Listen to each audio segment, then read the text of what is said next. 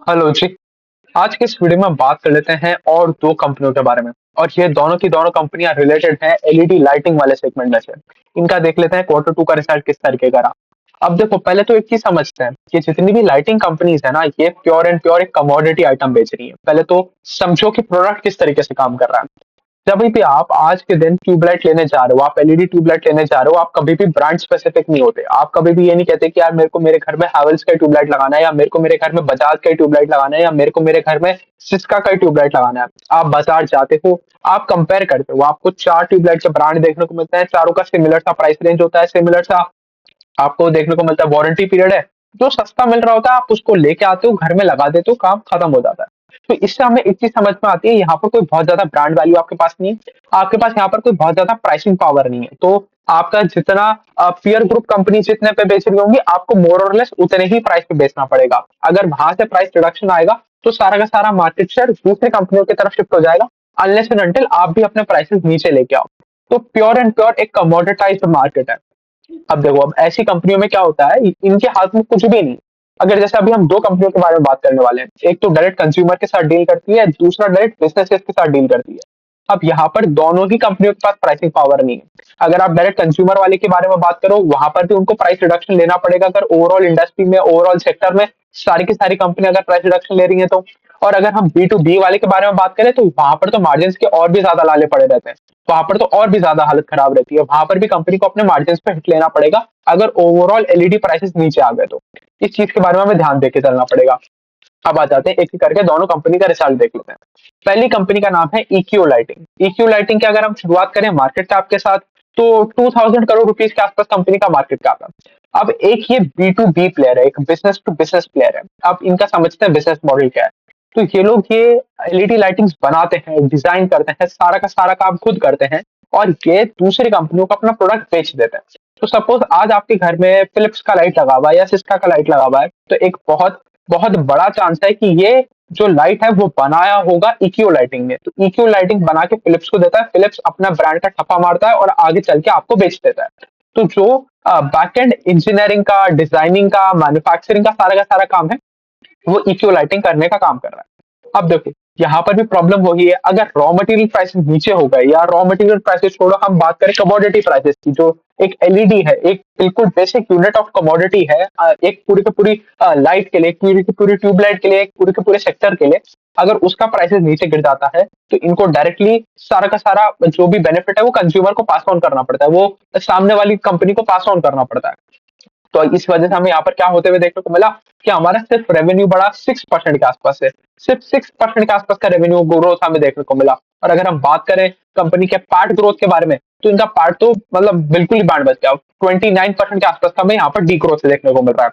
अब देखो, कुछ डी ग्रोथ तो हमारा इसकी वजह से है कि आपका थोड़ा सा ज्यादा डेप्रिसिएशन आ रहा है, क्योंकि आप एक नई जो फैसिलिटी लगा रहे हो, आप अपना प्लांट एक्सपांड करो, ग्रीनफील्ड एक्सपेंशन कर रहे हो, तो थोड़ा बहुत तो वहां से भी आ रहा है। बट ऐसा नहीं है कि आपके कोई मार्जिन नहीं बिगड़ा, आपकी बेटा मार्जिन अभी भी नीचे जा रहे हैं, आप अभी भी अपने मार्जिन को मेंटेन नहीं कर पा रहे, ये आपको प्रॉब्लम देखने को मिल रही है।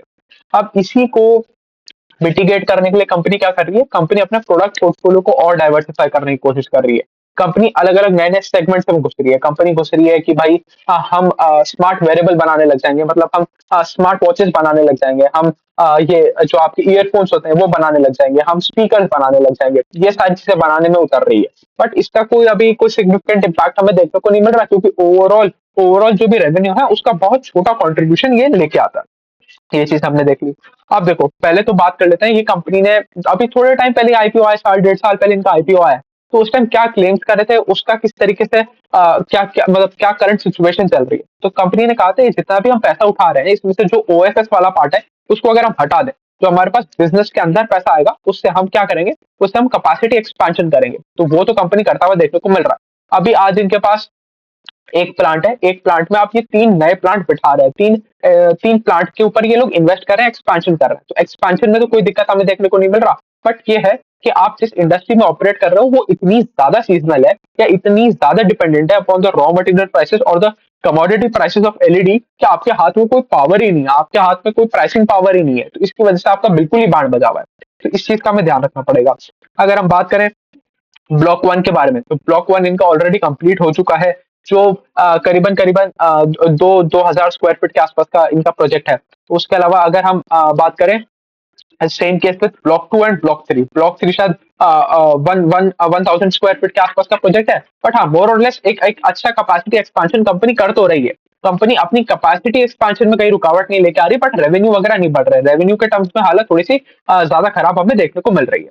चलो जी, अब अगर हम बात करें 80% of the revenue comes from India, तो 80% की कंपनी डोमेस्टिकली बेच रही है, 20% बाहर बेच रही है। और बाहर भी कहाँ बेच रही है? मिडिल ईस्ट में इन्होंने अब अपना नया एक्सपेंशन प्लान किया है और ये लोग यूएस में अपने प्रोडक्ट को एक्सपोर्ट कर रहे हैं।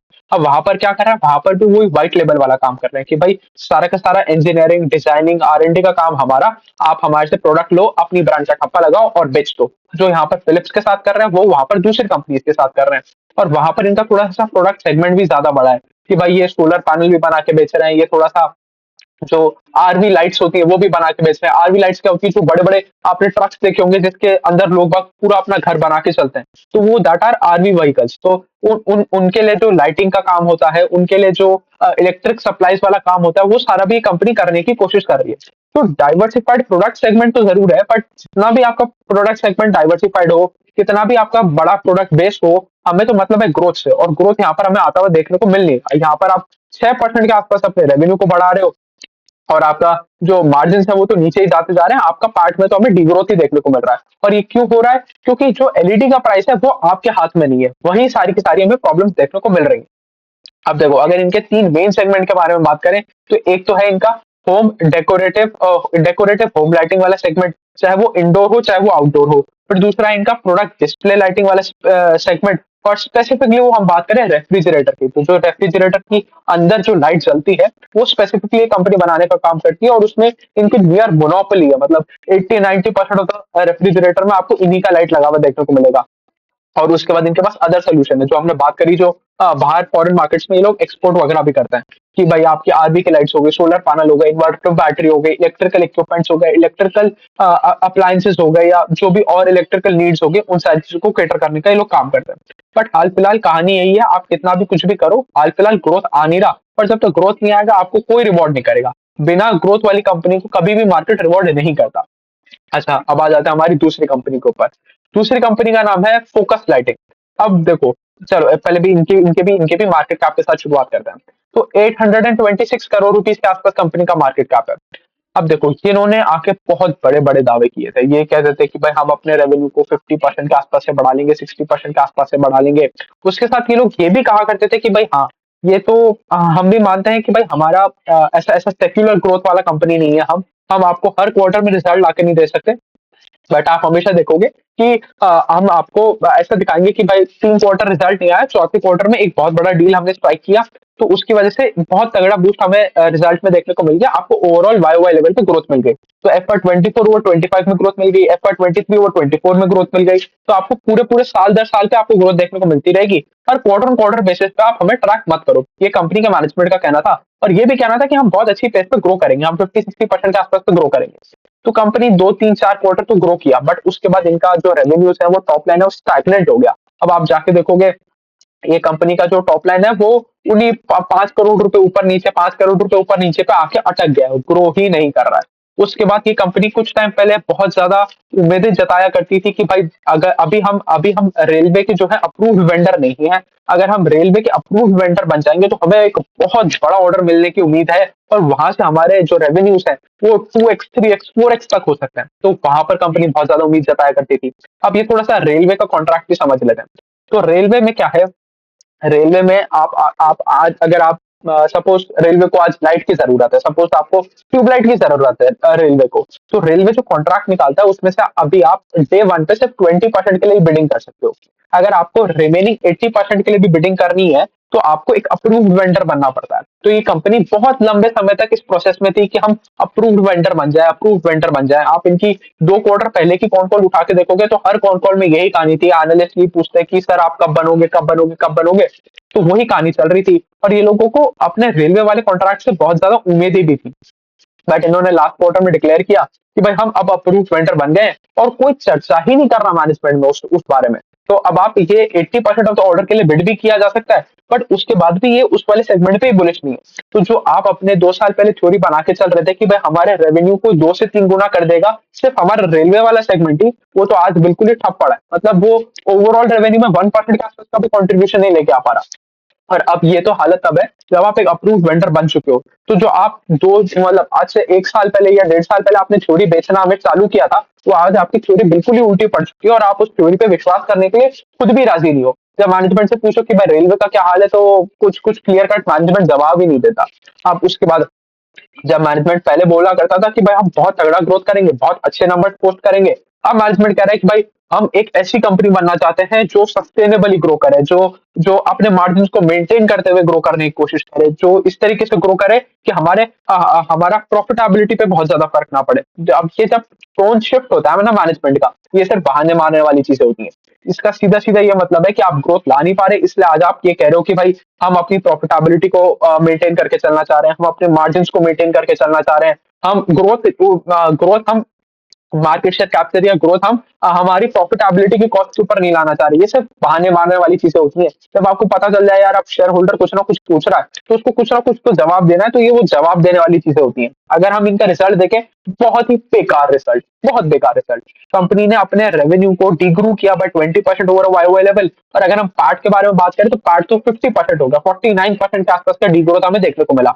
तो बिल्कुल ही बैंड बच गया। अरे ये चीज देखो, ये चीज हम मानते हैं एज अ शेयर होल्डर कि भाई आपके हमें हर क्वार्टर ऑन क्वार्टर स्टेबिलिटी नहीं देखने को मिल सकती रेवेन्यू में। आप हर साल हर क्वार्टर लगातार वाई वाई लेवल पे 25, 30, 40% के आसपास का ग्रोथ पोस्ट नहीं कर सकते। बट आपने तो पिछले 2 साल से कोई ग्रोथ नहीं दिखाया है। और उसके बाद जब हम आपसे पूछते हैं कि भाई आप आगे चल के आपका क्या कहानी है, क्या आपको लग रहा है आउटलुक, तो आप अभी भी कहानी ही बेच रहे हो कि भाई हमें वो वाला ऑर्डर मिल जाएगा तो हमारा इतना ग्रोथ आ जाएगा, हमें वो वाला ऑर्डर मिल जाएगा तो इतना ग्रोथ आ जाएगा। आप ऑन पेपर कुछ भी करके हमें दिखा नहीं रहे हो अभी भी। अगर आप इनका इन्वेस्टर प्रेजेंटेशन खोलोगे तो 3 साल पुराने प्रोजेक्ट ये लोग अभी अपने दिखा रहे हैं कि भाई हमने कोई कोई गुजरात में इन्होंने मंदिर के ऊपर वो पूरा lighting whiting light and sound show का पूरा अरेंजमेंट किया था। वहां पर हमने वो किया था, वो अभी मतलब जो 3 साल पुरानी चीज है उससे हमें आज नहीं फर्क पड़ रहा ना। आप तो ये बताओ अगले 6 महीने में क्या करोगे, आप अगले 1 साल में क्या करोगे, आपका कंपनी का ट्रांजेक्टरी किस तरफ जा रहा है। और मैनेजमेंट उसके बारे में बिल्कुल चुप है, मतलब कुछ नहीं बोलता। और मैनेजमेंट अपने प्रोडक्ट के ऊपर इतना ज्यादा कॉन्फिडेंस दिखाता है कि भाई हम एक इंडस्ट्री को रीडिफाइन करने वाला प्रोडक्ट ले आए हैं। अगर अगर एक एक एक अगर सपोज आपके मॉल में 100 लाइट लगनी है, तो हम अगर आप हमारी लाइट लगाओगे तो आपको सिर्फ 30 लाइट्स के अंदर अंदर ही आपको पूरा का पूरा रिक्वायरमेंट आपकी फुलफिल हो जाएगी। तो इनका बेसिकली क्या है, इनका एक एक B2B प्रोडक्ट है, मतलब डायरेक्टली कंज्यूमर के पास जा रहा है, बट ये ज्यादा बिजनेसेस पे फोकस करने की कोशिश करते हैं। तो जैसे आपने देखा होगा ये जो बहुत बड़े बड़े शोरूम्स होते हैं, सपोज ज्वेलरी का शोरूम है, तो ज्वेलरी वाले शोरूम में उसको स्पॉटलाइट चाहिए उसकी ज्वेलरी वाले प्रोडक्ट के ऊपर, तो उसको बहुत अच्छी लाइट चाहिए। तो वहां पर इनके ये प्रोडक्ट लगने का काम होता है।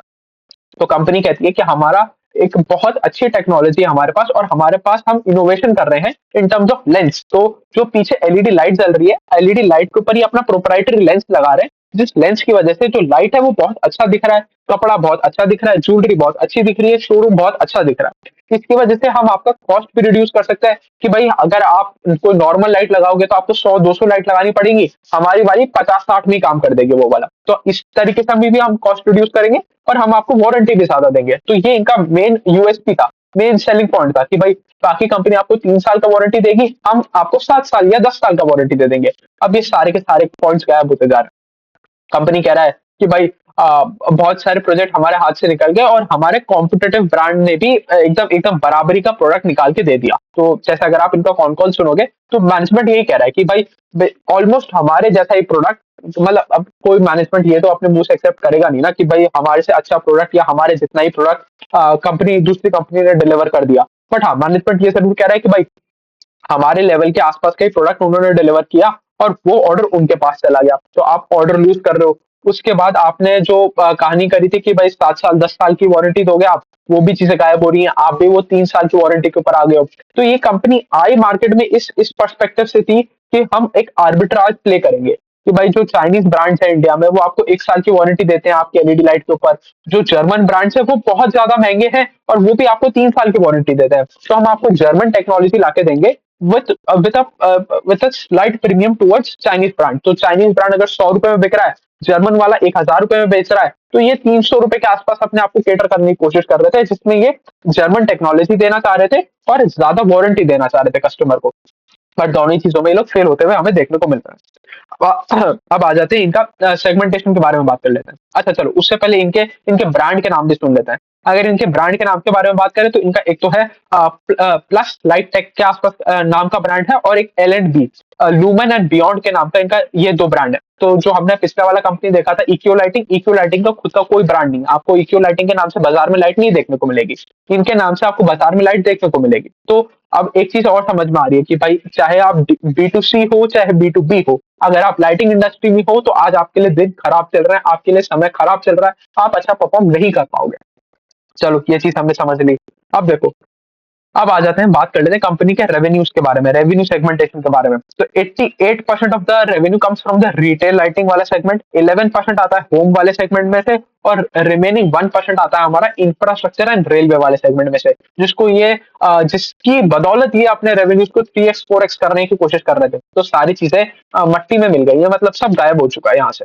तो चलिए, मोटा मोटी यही थी कहानी दो लाइटिंग कंपनियों के बारे में। और अब आप चाहे इनको छोड़ो, आप कोई दूसरी बड़ी कंपनी जो हमने कंज्यूमर ड्यूरेबल स्पेस में करी थी उनका भी रिजल्ट उठा के देखोगे, उनका भी अगर आप स्पेसिफिकली लाइटिंग वाला सेगमेंट उठा के देखोगे, आपको कोई ग्रोथ नहीं देखने को मिलेगा। आप हैवेल्स देखो, हैवेल्स शायद अपनी लाइटिंग वाले सेगमेंट को ग्रो कर रहा है 2% के आसपास पे। जो क्रॉम्पटन ग्रीव्स था उसका तो शायद लाइटिंग वाला सेगमेंट डी ग्रो किया था। जो बजाज कंज्यूमर था उसका भी शायद डी ग्रो किया था। तो लाइटिंग वाला स्पेस एज अ होल आज के दिन बहुत ज्यादा खराब कर रहा है। तो इसमें समझदारी यही है कि भाई जितना ज्यादा हो सके आप ट्रैक करो। जिस दिन चीजें ठीक होंगी उस दिन हम इन्वेस्ट करने के बारे में सोचेंगे, उस दिन हम वैल्यूएशन निकालने के बारे में सोचेंगे। जब आज चीजें दिन प्रतिदिन खराब होती जा रही हैं तो अब उसमें इन्वेस्ट करने का, उसमें वैल्यूएशन निकालने का, ये सारी फालतू चीजें करने का कुछ सेंस बनता नहीं। तो चलिए, मोटा मोटी यही थी कहानी, अभी के लिए सही रखते हैं। Thank you.